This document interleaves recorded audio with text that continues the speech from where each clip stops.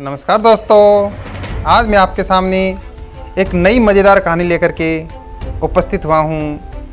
एक ग्रामीण था, वह अनपढ़ था, वह पढ़ना लिखना नहीं जानता था। उन्होंने अक्सर लोगों को किताब या पेपर पढ़ने के लिए चश्मा पहने हुए देखा। उसने सोचा, अगर मेरे पास चश्मा हो तो मैं भी पढ़ लिख सकता हूँ।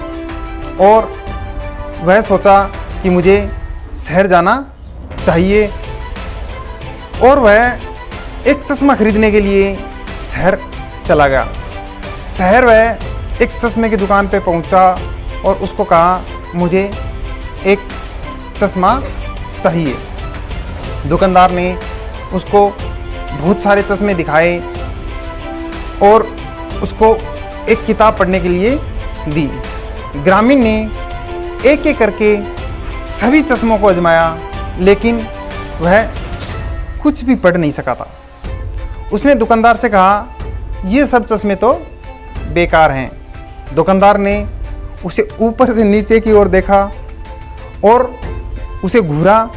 फिर उसने किताब की तरफ देखा, वह उल्टी थी।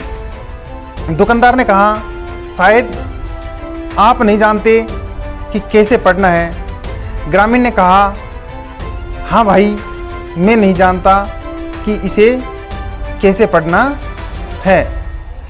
मैं चश्मा खरीदना चाहता हूँ ताकि मैं दूसरों की तरह से पढ़ सकूँ, लेकिन ये सभी चश्मे तो बकवास हैं। दुकानदार को हंसी आने लगी। उसने बड़ी मुश्किल से अपनी हंसी रोकी। अब उसको अनपढ़ ग्राहक की असली समस्या समझ आ गई। उसने उस अनपढ़ गांव वाले को समझाया कि मेरे प्यारे दोस्त, तुम बहुत अनजान हो।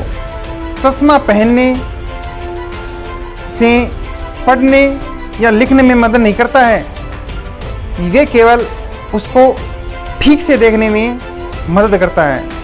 सबसे पहले आपको पढ़ना और लिखना सीखना चाहिए। धन्यवाद दोस्तों।